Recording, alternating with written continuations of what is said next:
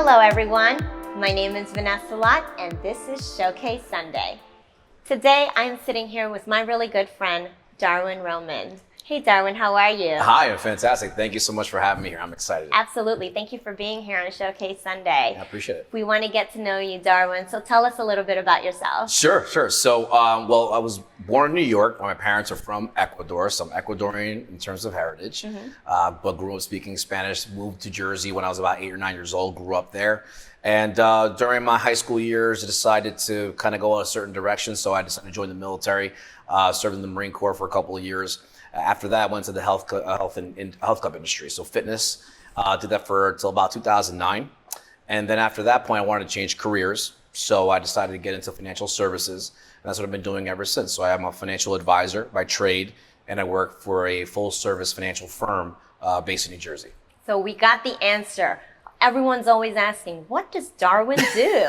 So there we are. You are a financial advisor. Yes. So tell us, you're part of our real estate family. Sure. How is it that you incorporate real estate and financial advising? Awesome question. So, and a lot of people ask me that because they say, how do you fit in all this, Right. And the way I put it in perspective is that, see, we're all in agreement, especially in the real estate world, that the cornerstone of building wealth in this country is through real estate. But that's just one corner of many others, just like the table that's right here in front of us, right? In order for it to have a stability, we have to have all four corners. And that's where myself and my team, my firm really specialize in with regards to, yes, you bought the house, but what happens afterwards? So we do go over retirement planning, how to maximize your pension, for example, or how to put money away for college. How do we protect now your most important valuable asset, which is your home, from a death or disability? My firm specializes in asking those questions so we can make sure that you're not only building wealth today, but you're preserving it for tomorrow and for those that are coming after you as well. Okay, that's well, you're definitely helping me because I know myself, I'm actually a client of yours. Yes, you are. And so we were able to work out a retirement plan for myself, which was amazing. So yeah, a lot of times we speak of building wealth in real estate. So what you do is also building wealth. You're helping people within our business, and that's how you tie in. You're helping realtors and you're helping their clients as well. Right. So let's talk a little bit more about the longevity of things. So when we're talking longevity, what are we talking about? Because I was saying on the macro level, right, we're talking with regards to the realtors' clients. That's where I come in to help their clients. We're talking about their long-term wealth building strategy, right? So the things I just talked about: retirement planning, life insurance, disability insurance, 529 plans, IRAs, things like that, vehicles that we typically use. But then on the micro level, I like to be able to refer that to realtors, because realtors also, they have needs just like anybody else. And sometimes they'll put their clients' needs ahead of their own because they're just so busy out there working, closing, showing, listing. They tend to forget that, oh my God, I got to do stuff for myself, I've right? got to take care of me as well. So I talk to realtors all the time about that, because they say, well, I asked them, are you here for the long term? Do you have a long-term vision for yourself in this business? And usually they say, well, yes, I'm looking to do this for a very long time. I said, well, great. We have to make sure that you also have longevity in the way you put away wealth, because the way we look at it, it's like climbing Mount Everest, right? So picture for a second, you're climbing Mount Everest, right? And when you actually Google Mount Everest fatalities, the interesting part is that most people, where do you think they actually die on Mount Everest? See how climbing on the way up? On the way down? Maybe on the way down, right? You have a little bit of a sneak peek about that. It is on the way down. And some people get it a little bit confused or even surprised when they hear that. I think it's on the way up. On the way up, or even at the bottom, whatever it is, or at the top.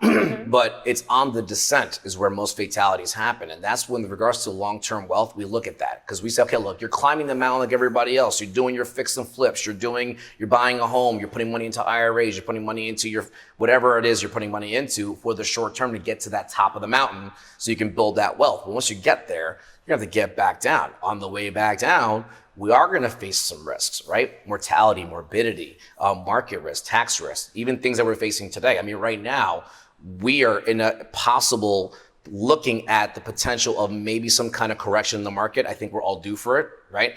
But the thing is, that's going to happen regardless. It's cyclical, right? And if you're 30 or 35 years old or 40 years old, guess what? In another 40 years, you're going to see that happen another 5 to 6 times. It's just going to happen. It's part of the cycle.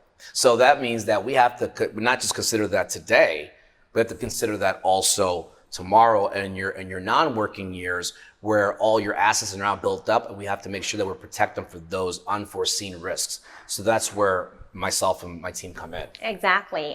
Like I said, I feel so much better knowing that I have this retirement plan and that I'm protecting myself and my family for the future. Sure. You're extremely passionate about what you do, but Absolutely. I know you. What are you passionate about outside of what you do, helping us on a day-to-day? What do you do outside? And I appreciate that question, because it's being of service is something that's always been a passion of mine. And I want to say that started even when I was in the military, right? I decided nobody joins the military, by the way, to get rich. It's typically something you just volunteer for, right? And you figure any person who's 18, 19, and 20 years old is making a very large commitment, signing that contract to the U.S. government saying, if this country decides to go to war, I'm willing to die for this country, right? And that level of service usually continues for some people. It did for me. So in my professional career, I decided that not only do I want to service clients, but I want to be able to be involved with my community at large. So that's what I did. And that's what's helped me to have more of the I guess the passion, but also So how are you doing that, Darwin? So I'm doing that where I'm involved with a lot of organizations. Two major ones that I'm very passionate about. One is the Union County Latino American Chamber of Commerce in New Jersey. That's in New Jersey. Union County is in New Jersey. And I currently serve as president of that chamber right now. The other organization is the National Association of Hispanic Real Estate Professionals, which stands for NAREP for short. They have a few chapters, and currently I serve as president for the South Jersey chapter. And sometimes the joke does come up because of my visibility out there in the market where people see me on with these organizations, they tend to forget what it is I do. Right. So that's why we're highlighting, hey, this is what I do for a living, but what I do for my passion is serving, right? Because I feel that service is something there's a quote that I want to use that Muhammad Ali says, that service is the rent you pay for your room. Service to others is the rent you pay for your room here on earth. And I truly believe that, because if you're out there servicing your clients and you're serving this community, overall, that's going to benefit everybody. And when I decided to join these organizations, I did it for the reasons of serving. But understand that if you're a professional right now, and I want to give a little bit of advice on that level, if you're a professional and you're looking to expand your brand or get more clients or maybe dominate your market, I would do it through service. Find an organization and get involved, and not just be a member, but go beyond that membership level, get more involved, let's say on a board of directors or some kind of committee, because that's where the service also starts to really work in your favor, because you become a servant leader. And there's another quote that I've gotten from Ed Milet that says that if service is beneath you, then leadership is beyond you, right? So when you start using service as a way to lead, people will notice that. And there's a formula that works in your favor, which I talk about all the time, right? And I didn't make up by any means this, it's not mine. Right. It came from B&I, but it's visibility creates credibility that leads to profitability. So if you have a business right now and you're professional and you're looking to get more profitable, you have to be more credible. If you want to be more credible, you have to be more visible. And so when you're out there serving your community, and by the way, it doesn't have to be a chamber or an association. Sure. It could be serving at your church. It could be serving with the Rotary Club. It could be, hey, you know what, the holidays are coming up and Thanksgiving and Christmas. It could be helping out with a coat drive. Absolutely. Or Toys for Tots. Or it could be a backpack drive for your local school. All of that is still service. And sometimes people say, well, I don't even know where to start. It's like, well, you can't go wrong anywhere. Right. Because if you're serving, that's going to help, number one, yourself as a person grow. And secondly, be able to be seen as a leader in your market and your community. So I totally subscribe to the philosophy of that, because I think it's completely changed the way, number one, I see the world in general, but then number two, how my practice and myself as a professional have grown over the last, I would say, 12 to 24 months. Sure. it's been a blessing. And is it hard work? Sure. Absolutely. Sure. Yeah. I would never have thought that in a million years I'd be taking these positions at two organizations at the same time. Right? People are like, you're out of your freaking mind. But there's the byproduct of it is that formula of visibility and credibility and profitability that starts to work. And I think that it's just invaluable, because after a while, what happens there too is two things. Is that we're all talked about, especially in real estate, equity, right? In the investment world, they talk about a lot of currency, right? And when you're serving and you're being involved, there's a currency that's being built.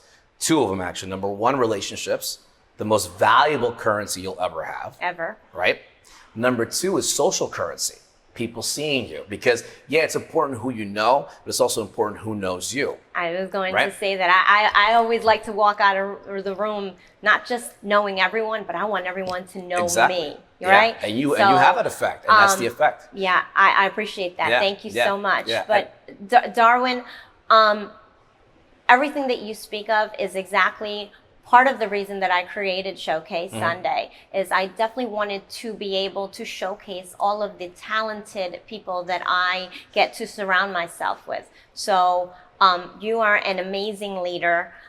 Thank you for being here. Thank you for explaining to everyone what it is that you do and how you help your community out, and how you continue to help everyone build their future. So if someone wanted to work with you, right, in the financial planning or in any of the organizations that you've mentioned, Sure. how would someone get in touch with you? Absolutely. So very easily, first of all, my name is Darwin Roman. If you find me on Instagram, the easiest way, my name's reversed. It's Roman_Darwin. That's at Roman_Darwin. If not, shoot me a text. I'm always available on my cell phone, area code 908-590-1653. It'd be an honor to be able to serve and help any family out there. Thank you, Darwin, for being on Showcase Sunday. It's my honor. It is mine as well. Thank you. Thank you. Thanks for tuning in to Showcase Sunday. I'll see you next time.